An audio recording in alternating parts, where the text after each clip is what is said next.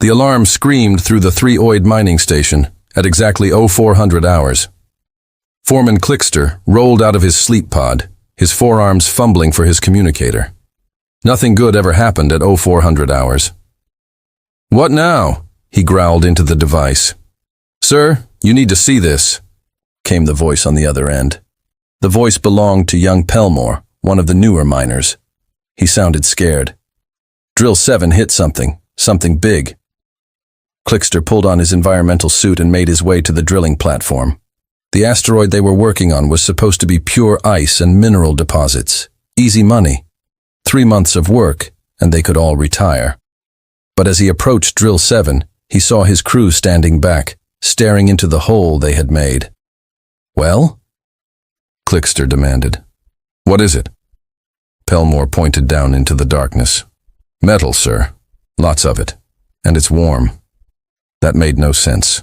They were in deep space, far from any star. The ice should have been hundreds of degrees below zero. Clickster activated his suit scanner and aimed it into the hole. The readings made his blood run cold. The object was massive. It stretched for kilometers inside the asteroid, and it was definitely metal.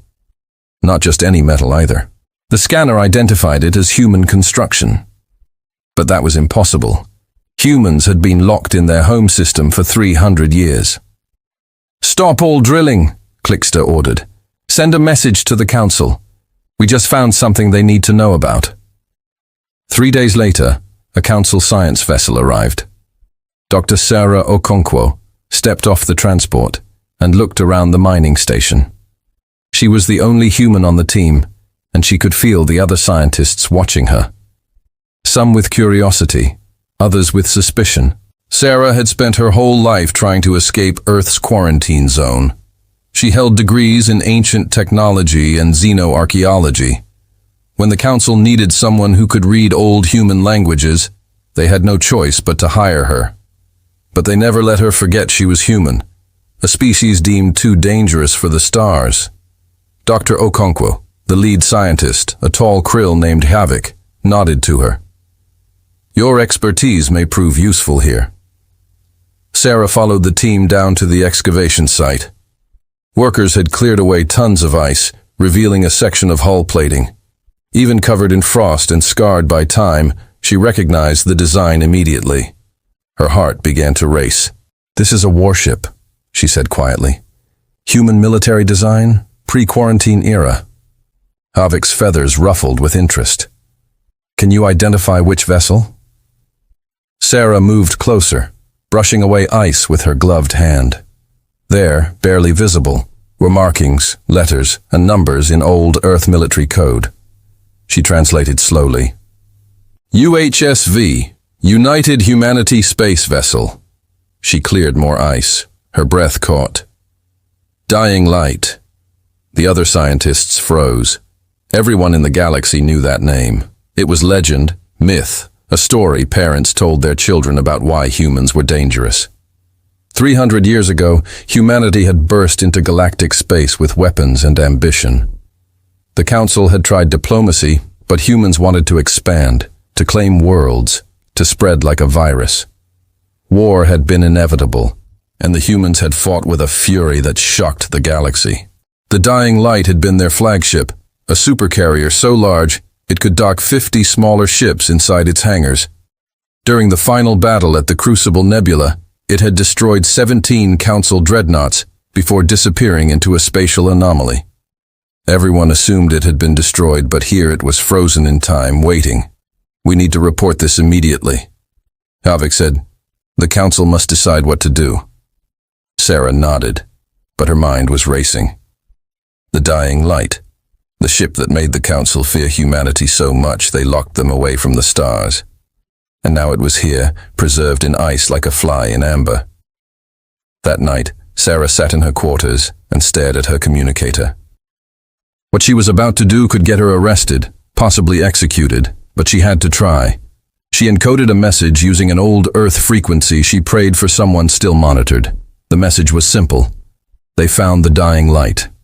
Come home. She sent it toward Earth and erased all evidence from her system. Then she lay in her bunk wondering if anyone would receive it, if anyone on Earth even remembered the great ship, if anyone still cared. On Earth, in a hidden facility beneath the ruins of Old Geneva, Admiral Marcus Webb received the message. He read it 3 times, his hands shaking. Then he pressed the alarm that had waited 3 centuries to be activated.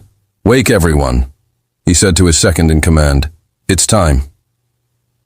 In the council chambers on the capital world of Tharnox, politicians argued for 3 days straight. Councillor Vexter, a senioroid representative, stood before the assembly and demanded action. "The human warship must be destroyed," he declared. "We cannot allow it to fall into human hands. They are quarantined for a reason. It is a historical artifact." Another councillor argued, "We should study it, learn from it." "Learn what?" Vexter's voice rose. "Learn how to kill more efficiently? Learn why we were right to cage humanity. We already know these things. Destroy the ship and scatter its atoms. Let it become dust, as it should have 300 years ago." The debate continued. Some wanted to study the ship. Others wanted it destroyed. A few brave voices suggested it might be time to reconsider humanity's quarantine, but those voices were quickly shouted down. Finally, the council reached a decision. A fleet would be sent to the asteroid. They would dismantle the dying light carefully, studying what they could, then destroy what remained. Humanity would never touch their lost flagship again. Admiral Corfax received his orders with mixed feelings. He was old enough to remember the stories his grandfather told about fighting humans, how they never gave up even when beaten, how they turned every battle into a funeral for both sides. 6 dreadnoughts, his tactical officer said, reviewing the fleet assignment. Surely that's excessive for a derelict. Corfax looked at the young officer and saw his grandson reflected there.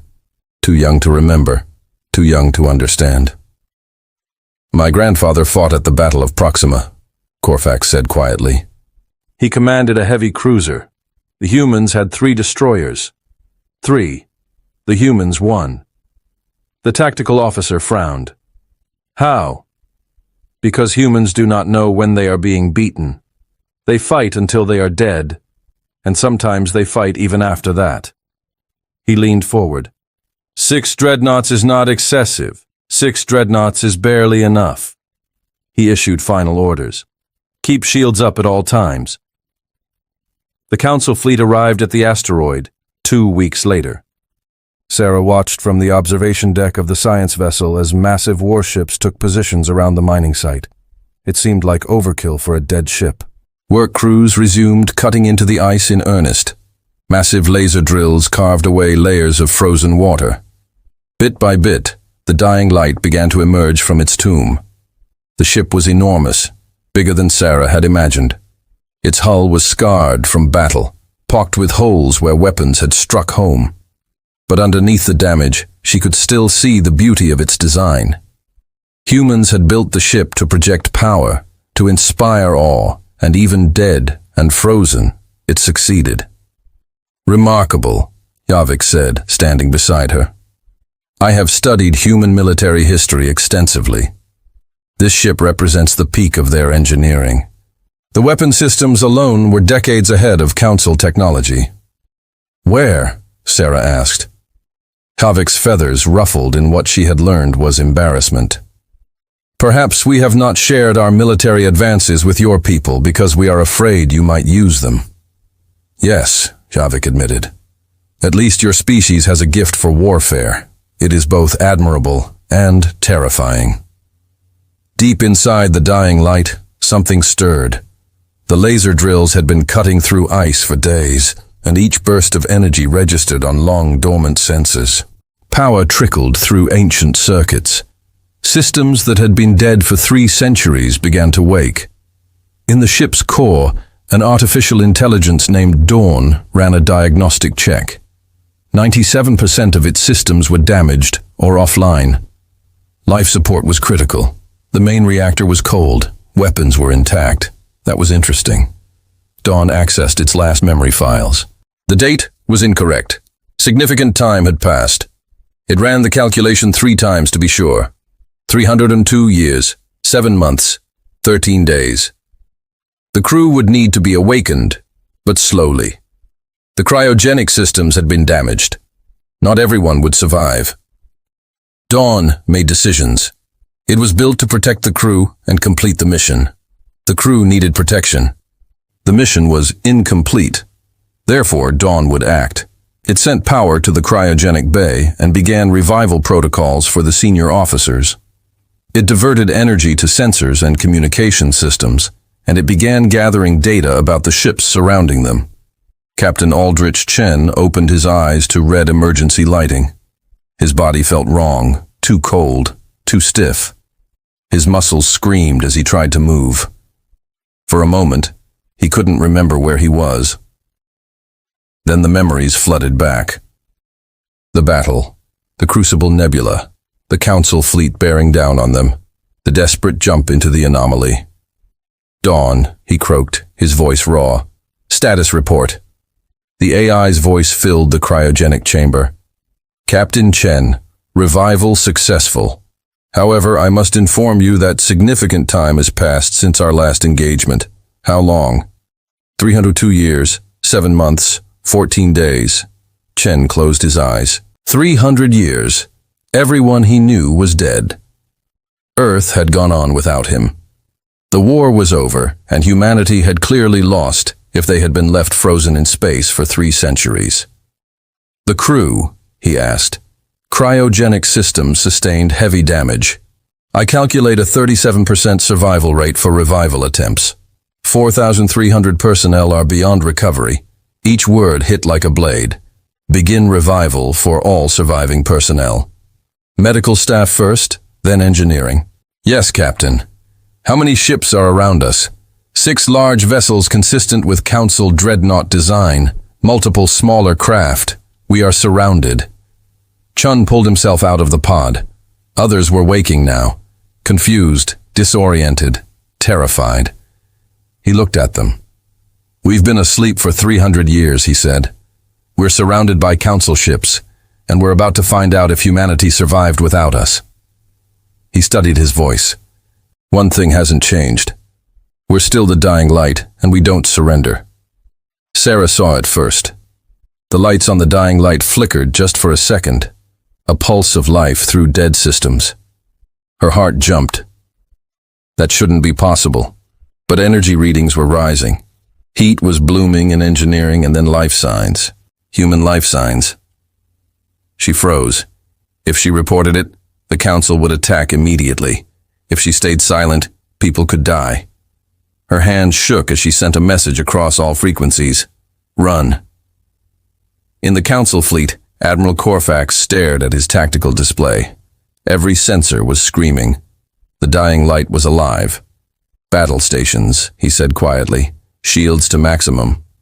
Then he added, and informed the Council we may need reinforcements. His officer blinked. Reinforcements, sir? We have 6 dreadnoughts. Corfax didn't look away from the ship. I hope it's enough. On the dying light, Captain Chun stood on the bridge. Engineering reports came in fast. Reactor 15% and climbing. Life support 40% ship coverage. Weapons partially functional. Sir, the tactical officer said, 6 Council dreadnoughts maintaining position at 5,000 kilometers. Multiple smaller vessels are attempting hull excavation. Chen's jaw tightened. They're cutting us apart. He leaned forward. Open all channels. Captain, are you sure? Someone asked. They'll find out anyway. At least this way we speak first. Channel opened. Chen spoke. Attention Council Fleet. This is Captain Aldrich Chen of the United Humanity space vessel Dying Light. We are very much alive, and you are currently dismantling a sovereign military vessel without permission. I strongly suggest you stop. Silence. Then a reply. This is Admiral Corfax. You are ordered to stand down and prepare for boarding. Chen's voice turned cold. We were here first, 300 years first. You are surrounded, Corfax said. Chen cut the channel. Show them. A weapon fired. A tungsten slug tore through space at a fraction of light speed, passing between 2 dreadnoughts with barely meters to spare. The shockwave rattled both ships. Systems screamed. Shields collapsed. Admiral Corfax went pale. One shot nearly killed 2 of ours. Sir, his officer whispered, that ship has dozens of those cannons. Corfax stared at the ancient warship. It looked dead, but it wasn't. He opened a private channel. That was well played, Captain. Chen replied instantly. This isn't play. This is survival. A pause. Then Chen continued. We need time to repair, to understand what happened to Earth, to understand this galaxy. His voice lowered. I don't want to fight you, Admiral, but I will if I must. Corfax made his decision, one that could end his career. Withdraw all salvage teams, he ordered. Pull back to 10,000 Talonocline, but understand, Captain, my orders are to neutralize your vessel. I am buying you time, but the Council will send more ships. Ships I cannot hold back with words. I understand. Thank you, Admiral. The channel closed. Corfax looked at his bridge crew. You heard the captain. Pull back and send a message to the Council. Tell them the situation has changed. Tell them we need diplomats, not more warships. His tactical officer looked doubtful. Sir, they'll send more warships. I know, Corfax replied, but maybe the diplomats will arrive first. Corfax pulled up data on Earth's quarantine zone. Find out what's happening in the solar system. If the dying light is awake, humanity knows about it by now. He was right. On Earth, Admiral Webb stood before the assembled leaders of humanity's secret government. For 300 years, humanity had pretended to be beaten, pretending to accept their cage.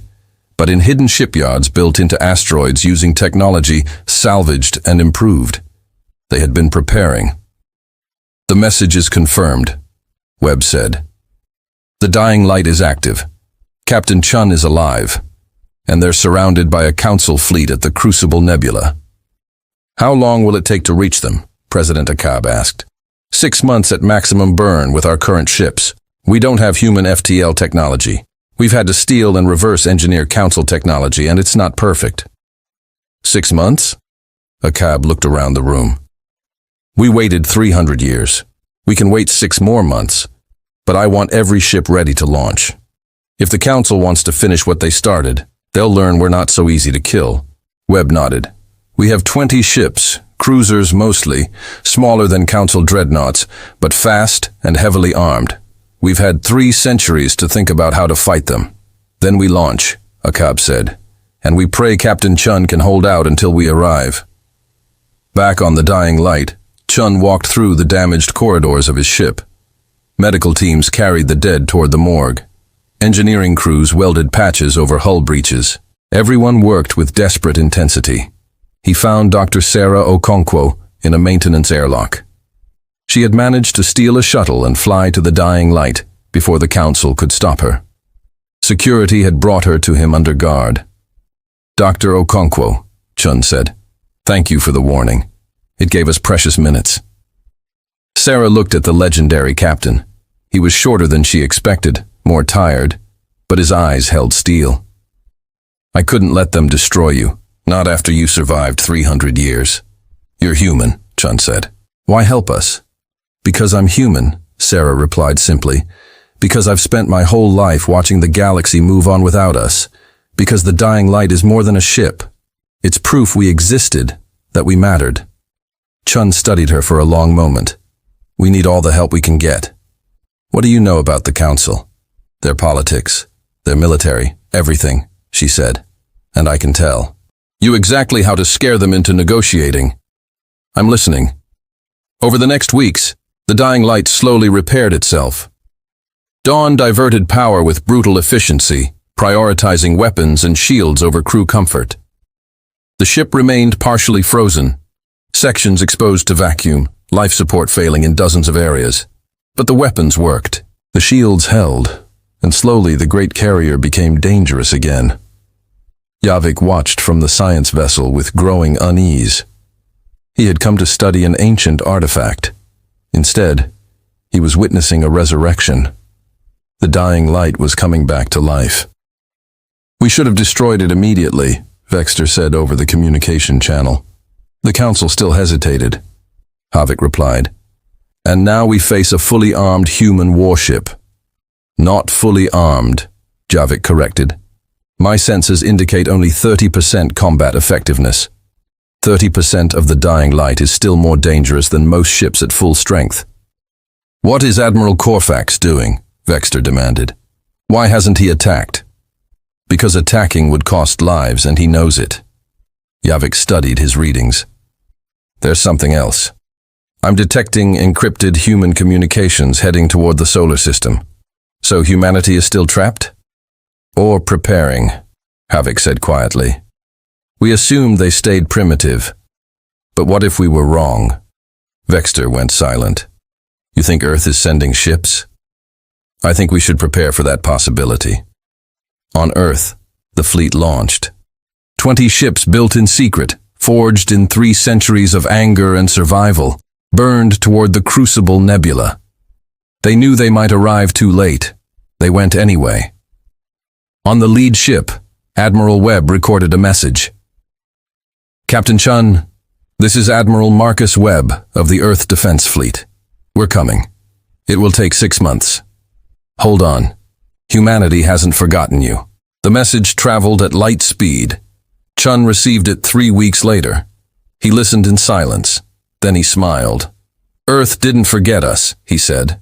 "Dawn," Chen ordered. "How long can we hold the Council fleet?" 17 minutes of combat effectiveness before catastrophic failure." "Then we don't fight for 17 minutes, Chen said. "We make them afraid to fight at all." Over the next days, the dying light ran constant weapons tests. Asteroids were shattered, cannons fired, missile tubes cycled. Every sensor in the system watched. Every display said the same thing. "We are armed. We are dangerous. We are ready." Admiral Corfax watched it all and remembered his grandfather's warnings. Humans were most dangerous when cornered, and Captain Chen was very cornered. More dreadnoughts arrived, 10 in total. The situation escalated into war, but Corfax noticed something else. Hidden transmissions from Earth, energy spikes, construction.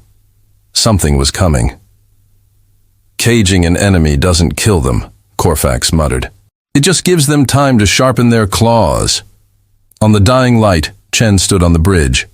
8,000 survivors remained from 40,000. The ship was held together by welds, damage, and determination, but it was alive. "Status report," he ordered. "Main reactor at 40%, shields at 60% maximum capacity, weapons fully operational. Life support restored to 70% of the ship." Morrison looked up from her console. "We're as ready as we're going to be, sir." Chen nodded. 6 months until Earth's fleet arrived. 6 months to hold out against an increasingly hostile council. 6 months to prove that humanity deserved its place among the stars. Then we wait. We repair. We prepare. And we show the galaxy that the dying light isn't just a name. He looked at the forward view screen at the stars they'd been denied for 3 centuries. We show them that humanity burns bright, and we don't go gentle into that good night. The crew cheered. It was a tired sound, but genuine. They were alive, they were awake, and they were not finished. Not by a long shot. In the council chambers, news of Earth's launch reached the assembled politicians. Panic spread like fire. Humanity had FTL. Humanity had warships. Humanity was coming to reclaim their lost flagship.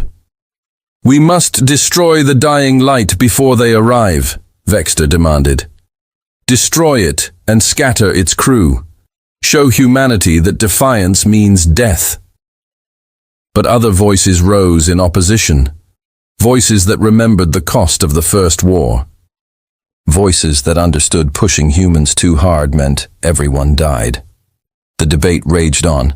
The galaxy held its breath. And in the Crucible Nebula, aboard a ship that refused to die, Captain Aldrich Chen smiled and waited for humanity to come home. "Because I'm human," Sarah said simply. "Because I've spent my whole life watching from the outside while the galaxy moved on without us. Because the dying light is more than a ship. It's proof that we existed, that we mattered." Chen studied her for a long moment. We need all the help we can get.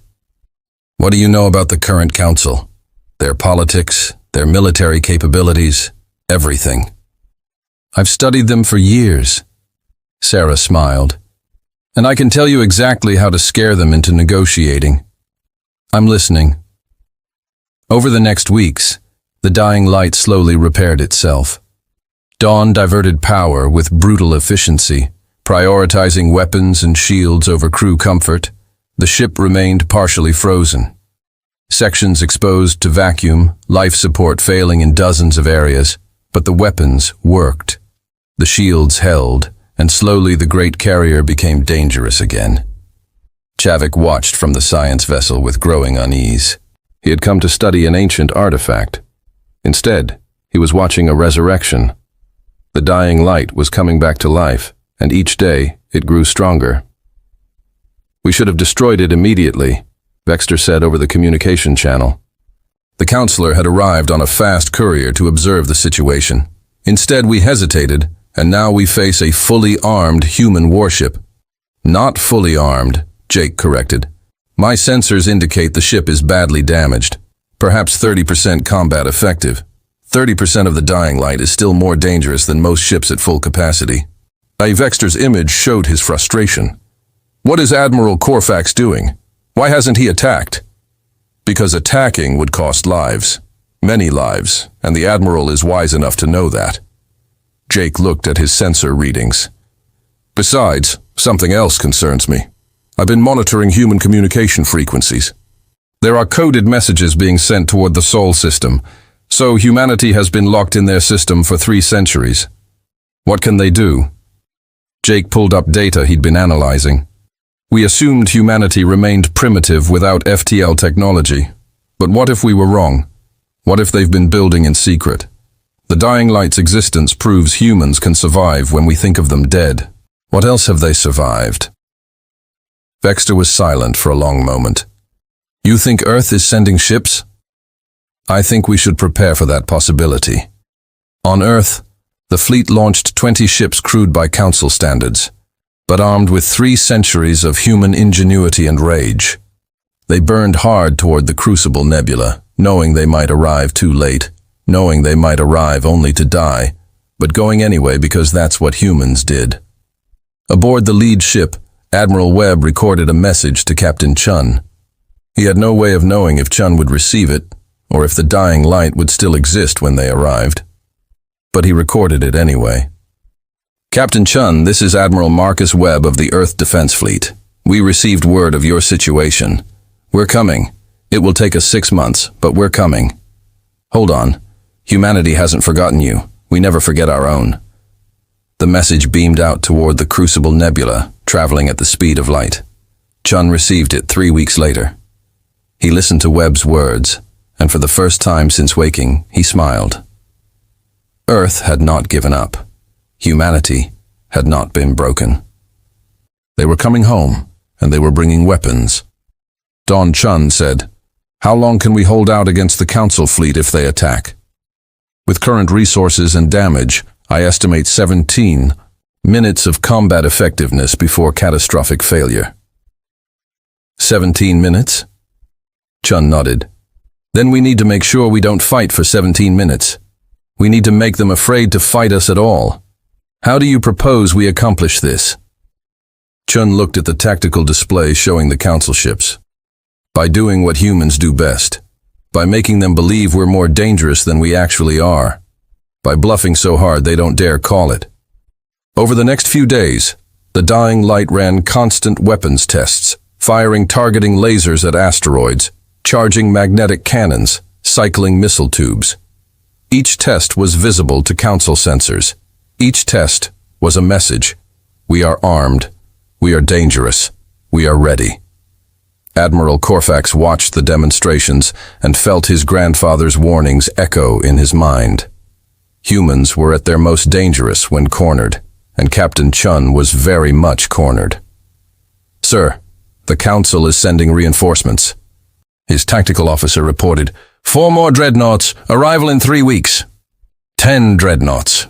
Corfax shook his head. They're escalating. This is becoming a war. Isn't that what the Council wants? To finish what they started 300 years ago? Some of them, yes, but others. Corfax pulled up intelligence reports on Earth's quarantine zone. Reports that showed suspicious activity, hidden construction, and energy signatures that didn't match a primitive civilization. Others are about to learn that caging an enemy doesn't kill them. It just gives them time to sharpen their claws. Chun stood on the bridge and looked at his crew. 8,000 souls, all that remained of 40,000.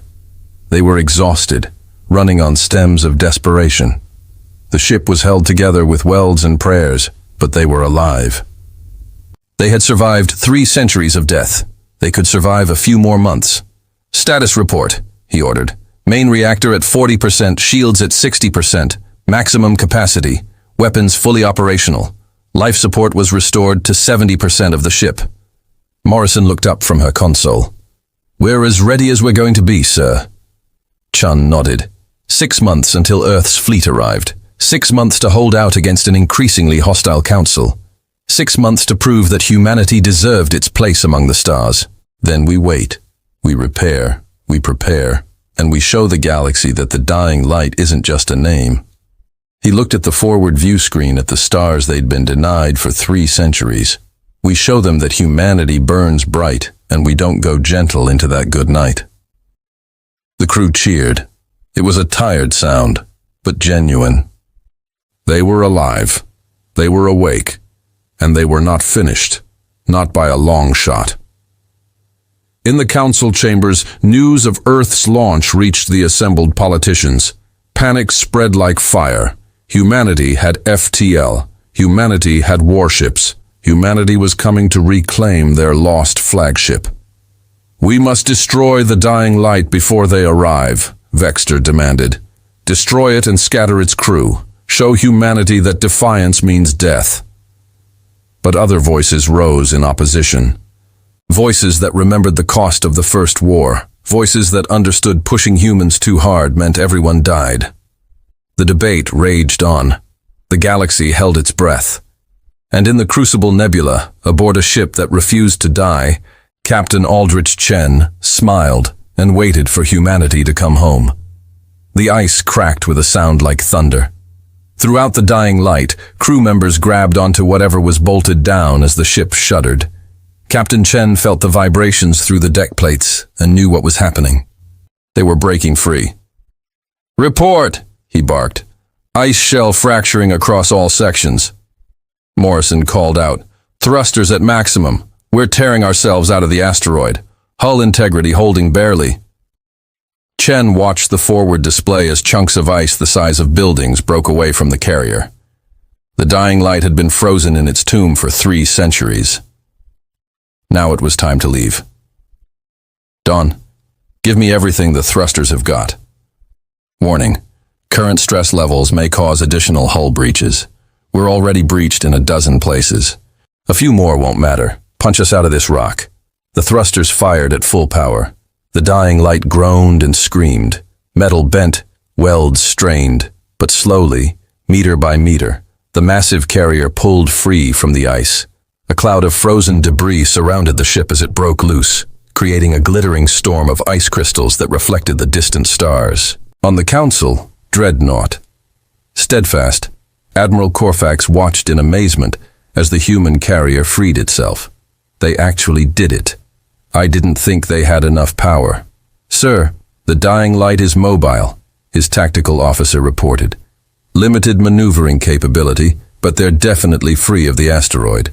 Of course they are. Corfax had stopped being surprised by human determination. "Inform the fleet battle stations, but do not, repeat, do not fire unless fired upon." "Admiral, our orders from the Council." "I know our orders. I'm choosing to interpret them carefully. If we attack now, we'll have to explain why we started a war that could have been avoided. Let Chun make the first move." Chun had no intention of making the first move. He was buying time, nothing more. Every hour the dying light remained mobile was another hour closer to Earth's fleet arriving. "How many ships do they have?" Chun asked. 10 dreadnoughts, 6 cruisers, multiple support vessels," Morrison replied. We're heavily outnumbered. Numbers don't tell the whole story. Chun pulled up a tactical analysis Don had prepared. They're spread out. They're maintaining distance. That means they're afraid of our magnetic cannons. Good. That means they respect us. Respect won't matter if they all fire at once, Morrison said. True, which is why we make sure they don't. Sarah's voice came through comms. I've been monitoring council communications. They're divided. Half want to attack, half want to negotiate. Neither side knows what you're capable of. Perfect. We keep it that way. Chun closed the channel and looked at his crew. We're going to run a demonstration, something that makes them think very carefully before attacking. Throughout the galaxy, news of the dying light's awakening spread like wildfire. On 1,000 worlds, people watched in fascination and fear. The humans were back. On Kryn's homeworld, warriors studied the footage in silence. One elder finally spoke. When humans decide to fight, they don't fight to win.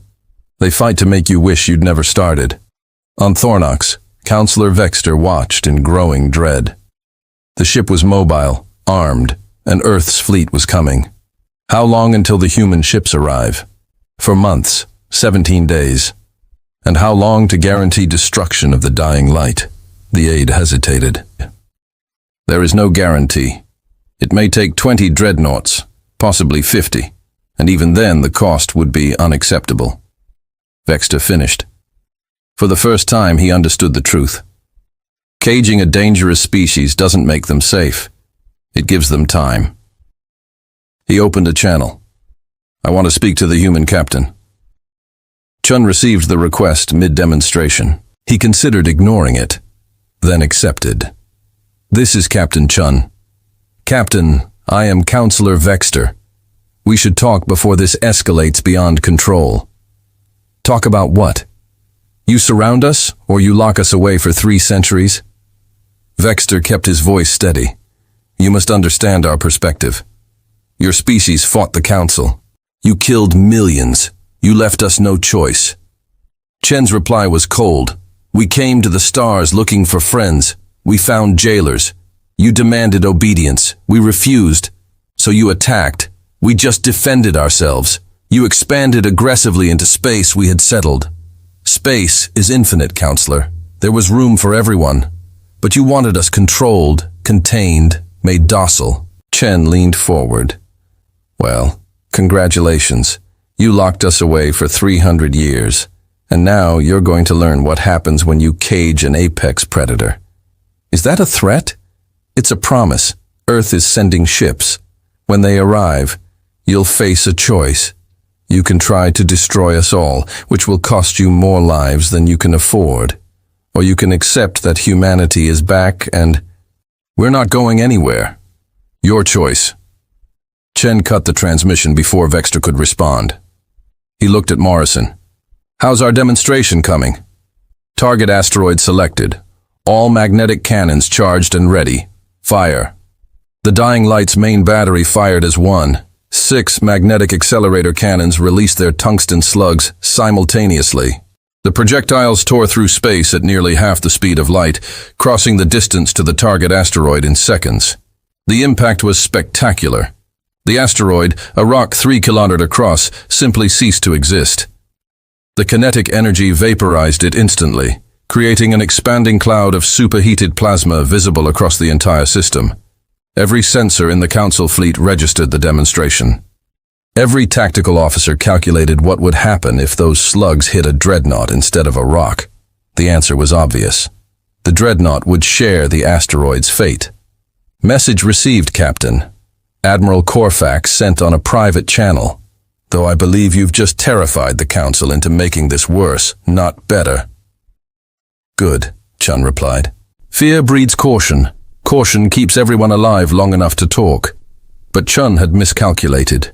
Fear also bred desperation, and desperate politicians did desperate things. In the Council chambers, the vote came swiftly.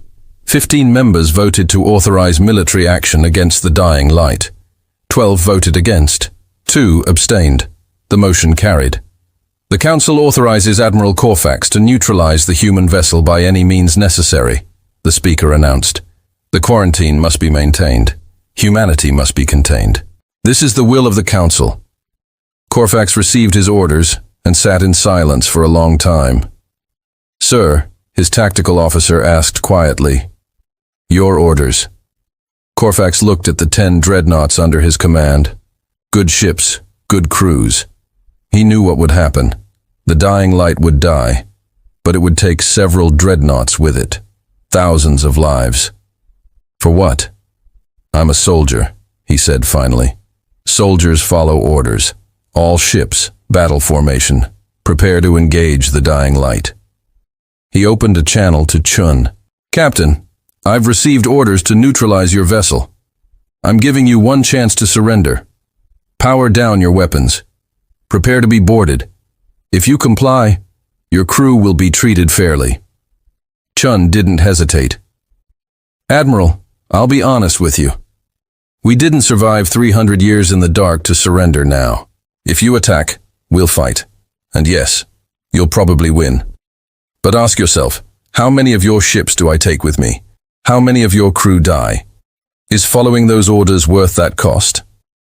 Corfax closed his eyes. The human was right. The dying light would die, but not quietly. I'm sorry, Captain, Corfax said softly. I truly am. All ships charge weapons. Prepare to fire on my mark. Chun watched the Council fleet power up. All hands, battle stations, Dawn, firing solutions, calculated. Dawn replied. Probability of survival? 0.7%. I never was good at math anyway. He gripped the command chair. Ready weapons. Captain, Morrison shouted. New contacts. Multiple ships dropping out of FTL. Chun's heart jumped. Earth fleet. Negative. Unknown. On every screen, new ships appeared. Sleek. Alien. Unfamiliar. Not human. Not Council. Something else. A transmission echoed across all frequencies.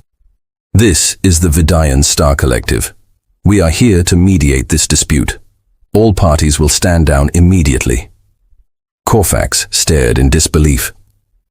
The Vidayans, an isolationist species that hadn't intervened in galactic politics for over a century, and they had returned. 12 ships slid between the fleets, like a living wall. Why now? Corfax whispered. They've been monitoring, his officer reported. They claim the Council's treatment of humanity was unjust from the beginning. They're demanding a neutral hearing. Chun opened a channel. This is Captain Shun. Why are you helping us? The Vidian's commander appeared, tall, luminous, calm. We are not helping you. We are preventing a massacre. The Council's actions were wrong 300 years ago. They remain wrong today. We will not allow them to repeat the same mistake. The Council authorizes us to neutralize the human vessel. Corfax transmitted. This is Council space. This is open space, the Vidian replied, and we recognize no authority that condemns an entire species for seeking freedom. Silence spread across the battlefield. Then Corfax made his decision. All ships stand down. Shun exhaled slowly. For now, the guns were silent. 3 months passed. The Vidian ships held a position like a shield between humanity and the Council fleet. No one dared fire first. The dying light was repaired piece by piece, its bones slowly healing.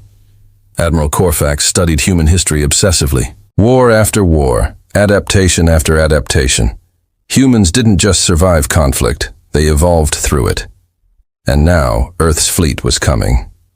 20 signatures dropped out of FTL. The human fleet, his officer confirmed. Admiral Webb's voice echoed across space. We've come for our people. We've come for our ship. And we've come to reclaim our place among the stars. Weapons across the system powered up. The Vidian commander spoke calmly. This battle solves nothing except death. Shun looked at his crew. If we fight, he said, we fight smart, we survive, and we make sure it means something. The galaxy held its breath, and humanity stood ready, no longer forgotten, no longer contained, no longer alone. We tried peace. We were answered with war and imprisonment. Then perhaps it's time to try again, the Vidian pressed. With witnesses this time, With guarantees, with species like mine willing to enforce the terms. Councillor Vexter's image appeared on the shared channel. He'd been monitoring from Thornox. The Council does not recognize your authority to mediate, Vidian. This is a Council matter. This is a galactic matter, the Vidian commander replied.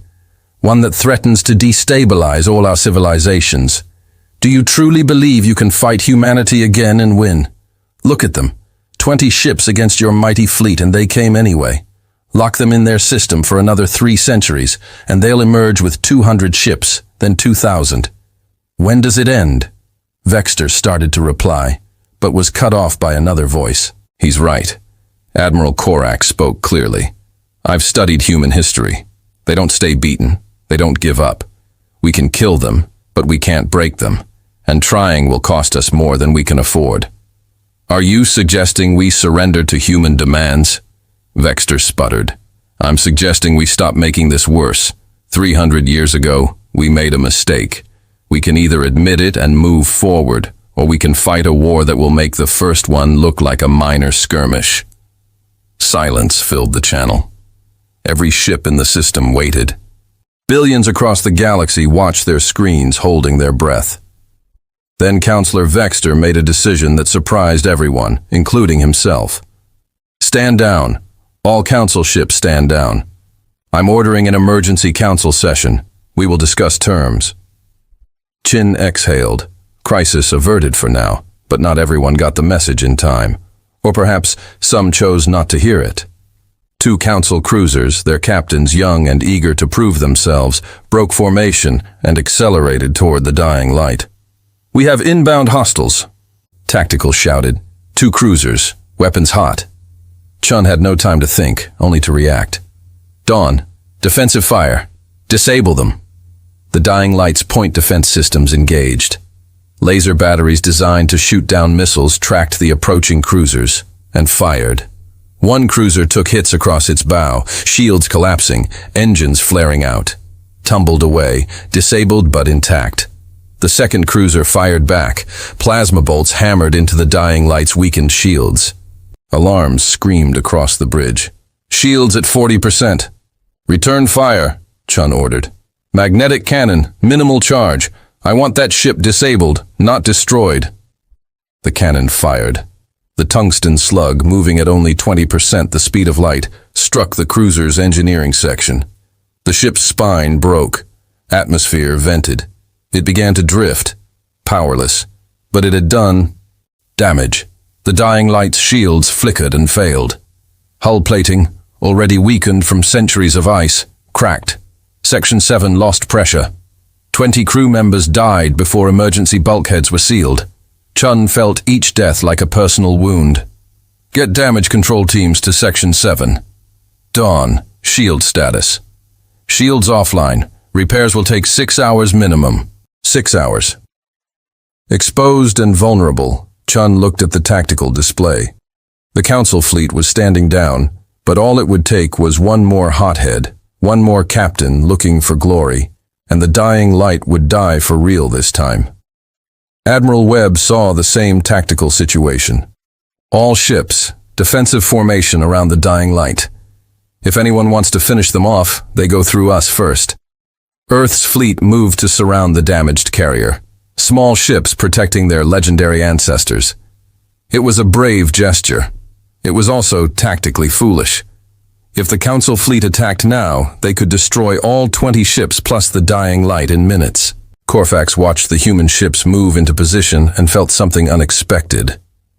Respect. They knew they were outgunned. They knew they would probably die, but they moved anyway, placing themselves between danger and their comrades. That was courage. True courage.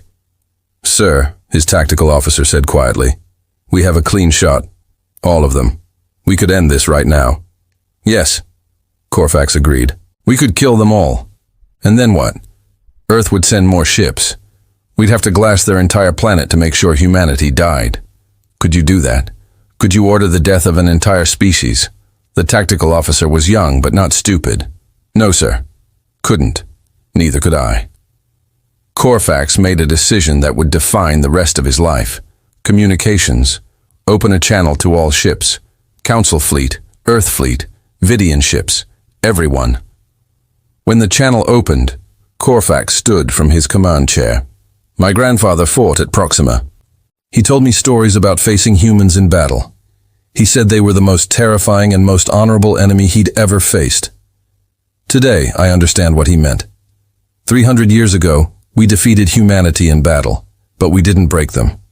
We just taught them to hate us. I will not pass that lesson to another generation. I will not start a war that will consume the galaxy for the next 3 centuries. Corfax looked at his bridge crew.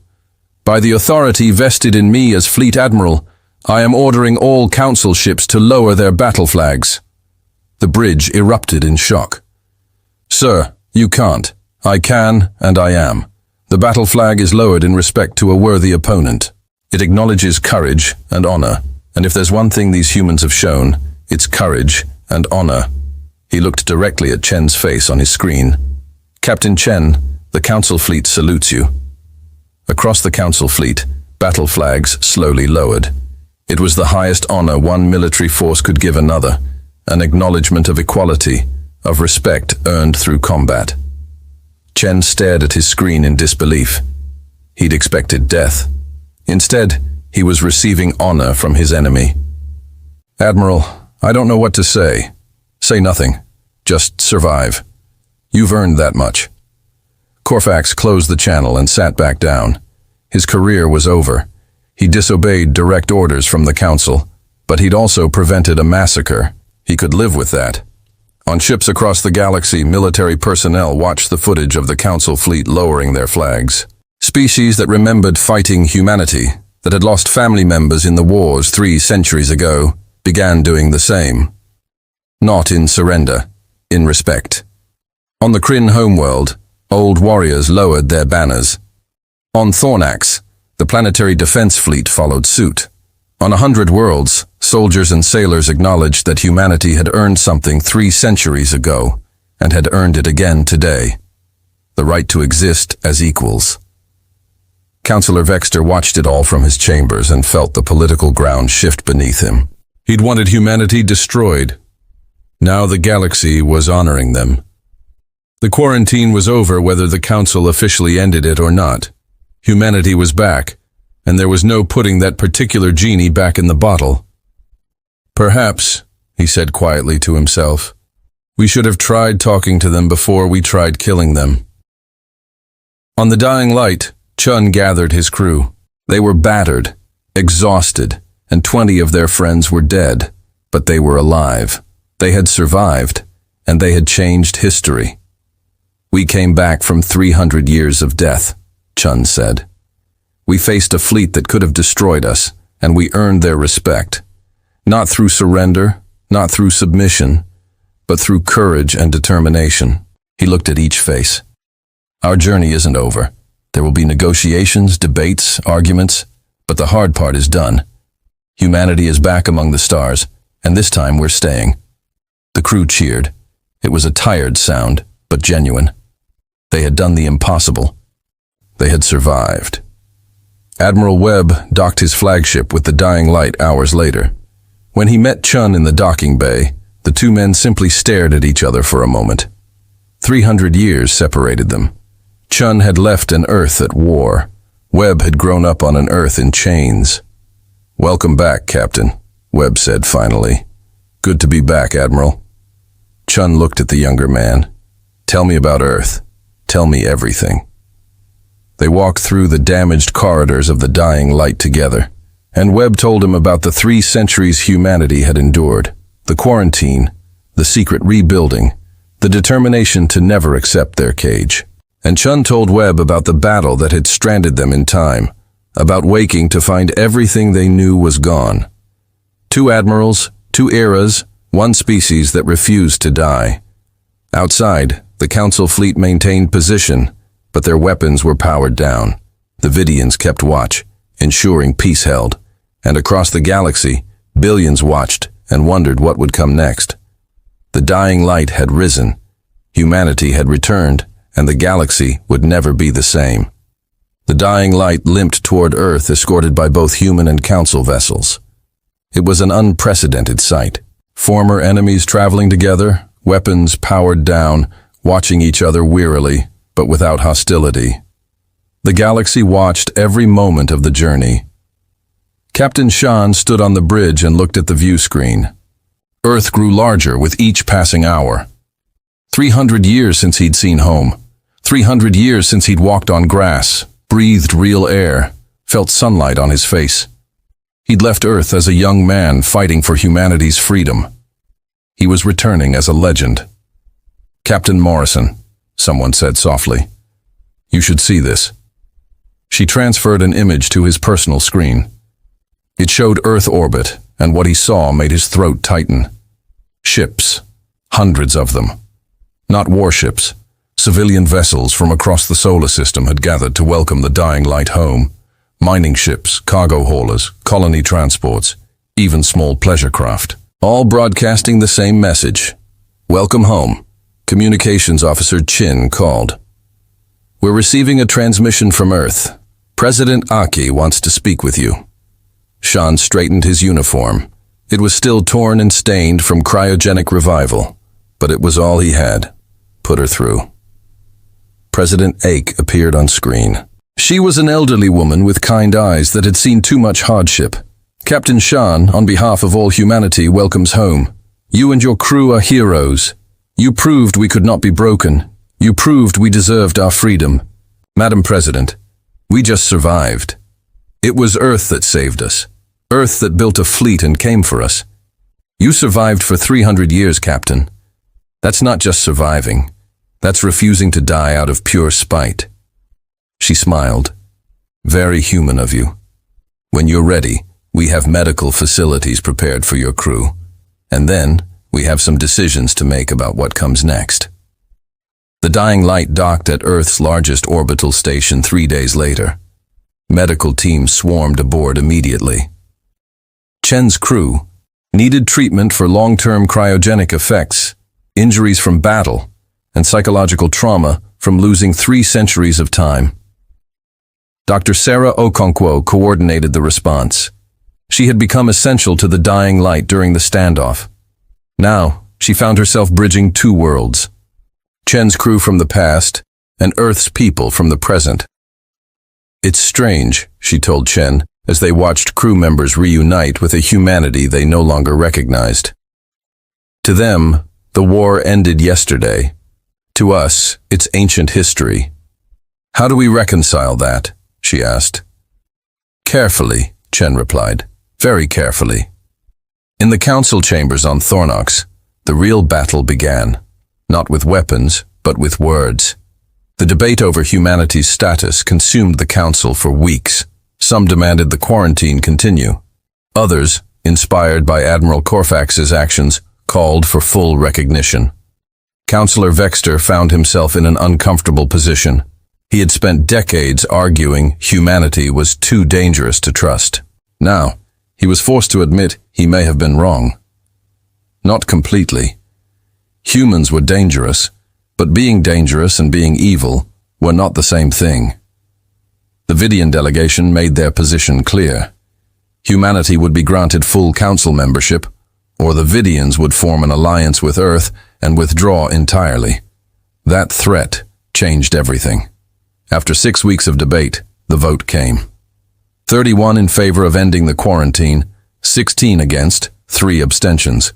Humanity would be granted provisional council membership with full status pending a 5-year evaluation period. Vextar cast the deciding vote.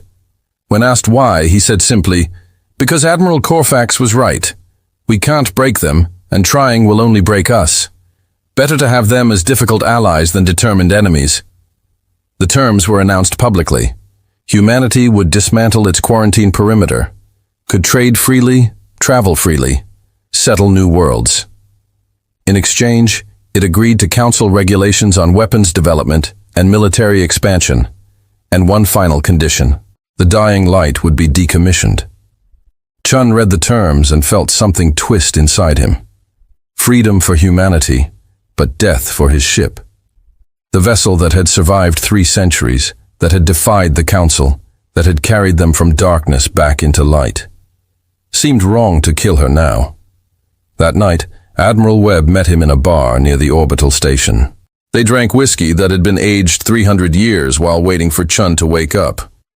"The Council wants the dying light gone," Chun said, staring into his glass. "They're afraid of her, afraid of what she represents." "Can't say I blame them," Webb replied. "That ship kicked their ass 300 years ago and was about to do it again. But maybe there's another way."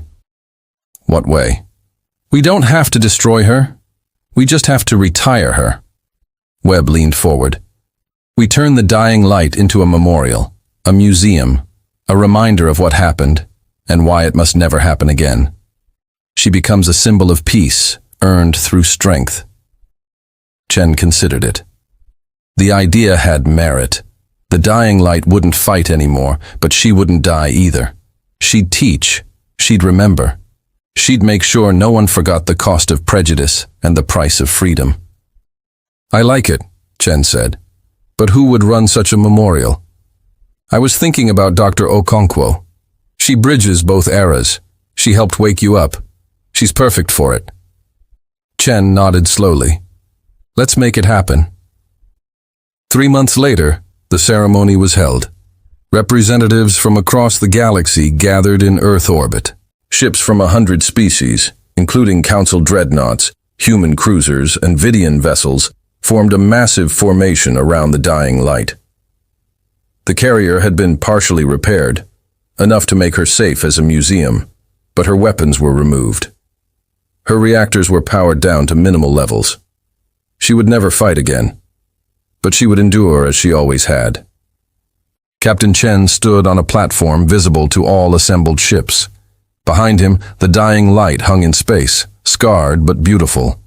He wore a new uniform now, crisp and clean, but kept his old captain's insignia. Some things you didn't replace. 300 years ago, Chen began, his voice broadcast across the system. Humanity came to the stars with hope and ambition. We were met with fear and violence. The dying light was born from that conflict. She was built to fight, to destroy, to prove that humanity would not go quietly into extinction. He paused, looking at the gathered ships. She did her job well, too well perhaps. She made the galaxy fear us, and fear led to more violence, more death. The quarantine that locked humanity away for 3 centuries. But the dying light also did something else. She survived through damage, through time, through 300 years of frozen death. She survived, and in surviving she taught us something important. You cannot kill hope. You cannot destroy determination. You cannot break a species that refuses to accept defeat. Chun gestured to the carrier behind him. Today, we retire the dying light from active service. But we do not destroy her. She becomes a memorial, a reminder. She will teach our children and our children's children about the cost of war and the value of peace. He looked directly at Admiral Korich, standing on his ship. And she will honor those who had the courage to choose peace over revenge. Those who lowered their flags in respect, rather than raising their weapons in anger. Korich, watching from his bridge, felt the weight of history in that moment. He'd expected to be court-martialed for his actions at Crucible Nebula. Instead, he'd been commended for preventing unnecessary bloodshed. His grandfather would have been proud. "The Dying Light's crew will be released from service," Chun continued. "We've been through enough. We fought enough. It's time to let younger hands shape humanity's future." He smiled faintly.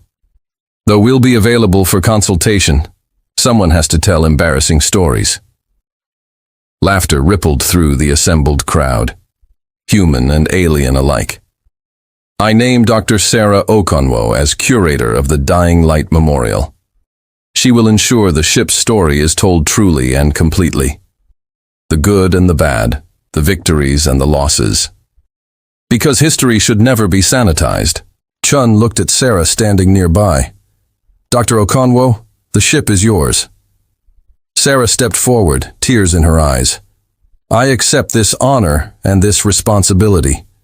The Dying Light will stand as a bridge between species, between eras, between war and peace.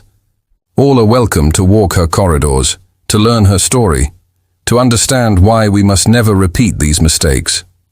Then came the moment everyone had waited for. One by one, ships throughout the formation lowered their battle flags. Council ships, human ships, Vidian ships, vessels from species that had never even heard of humanity until recently. All of them honoring the dying light, honoring her crew, honoring the courage it took to step back from the brink. Chun watched the flags lower and felt something break inside him. Relief, grief, pride, all tangled together. They'd done it. They'd survived. They'd won.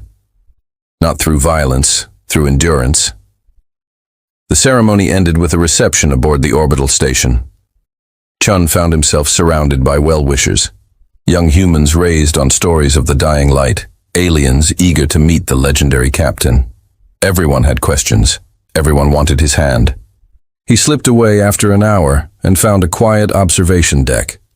Admiral Corax was already there. "Captain Chun," the admiral said, "may I join you?" "Yes, please." Chun gestured to the seat beside him. "I wanted to thank you," Chun said, "for Crucible Nebula. You saved a lot of lives. I followed my conscience. My grandfather taught me honor means doing the right thing, even when it costs you." Corax looked at the dying light visible through the window. "Your ship is remarkable. I'm glad she'll be preserved." "You nearly beat us 300 years ago," Chun said. "Nearly," Corax replied with a faint smile. "Humans are frustratingly difficult to beat completely." Silence settled. Between them. Comfortable. Shared. Then Chun spoke again. "Tell me honestly, if your grandfather fought us at Proxima, and you nearly fought us again, are we doomed to keep fighting? Is there any chance for real peace between our species?" Corax considered this carefully. "My grandfather told me something before he died. He said the humans he fought were terrifying but fair. Once the battle ended, they honored truces. They didn't lie in negotiations. They respected peace when it was offered properly." He looked at Chun. He said if humanity had been given a chance at real diplomacy, there might never have been a war. He paused. "But the Council didn't give that chance. We saw your expansion, your weapons, and we reacted with fear. We assumed the worst." Corax stood slowly. "That was our mistake. But we have a chance now to do better, to build something new. I intend to take that chance. I hope you do too." Chun stood and extended his hand. "Deal." They shook, human and alien, former enemies, now something approaching friends. It wasn't much, but it was a start. Months passed. The dying light was converted into a memorial museum. Thousands visited daily. Children ran through corridors where soldiers had once fought. Students studied the battle damage and learned about the cost of war. Families from different species met and talked about how to prevent future conflicts. Dr. Sarah Okonkwo curated it all with careful attention to truth. She didn't hide humanity's mistakes or glorify the violence. She showed everything: the desperation, the courage, the fear, the determination. She made sure every species saw themselves in the story, because it wasn't just humanity's story. It was everyone's. Captain Chun retired to a small house in the mountains of Colorado. He tried to adjust to civilian life, to the Earth that had changed beyond recognition. Some days were easier than others. Morrison visited often, as did other crew members. They needed each other, people who understood what they had been through. Admiral Webb visited one day with news. The Council has officially granted humanity full membership. The probationary period is over. We passed with flying colors. Chun poured them both whiskey. "That's good. That's really good. What happens now?" "Now we explore. We trade. We build. We do all the things we were supposed to do 300 years ago, but peacefully this time." Webb raised his glass. "To new beginnings." "To new beginnings," Chun echoed, "and to old ships that refuse to die." They drank, watching the sun set over Earth. A planet that had survived quarantine, kept hope alive, built a fleet in secret, and reclaimed its place among the stars. Years later, Chun visited the dying light for the last time. He was old now, his body finally catching up to the 3 centuries his mind had traveled.